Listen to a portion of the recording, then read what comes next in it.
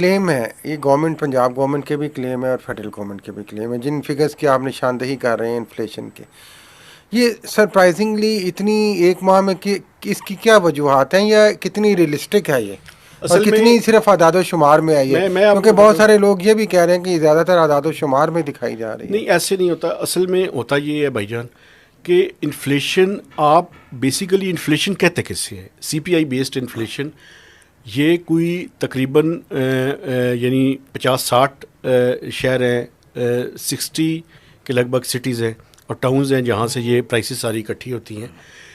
Rate of increase in prices, इसको inflation कहते हैं। जी। पिछले साल इस अरसे के दौरान जब हम बात कर रहे हैं तो इसी अरसे में अगर आप देखें तो 38 से 40% इन्फ्लेशन थी। तो आपकी हायर बेस के ऊपर अगर इन्फ्लेशन 12-13% है और एवरेज इन्फ्लेशन 24-25% है तो ये अभी भी बहुत हायर है।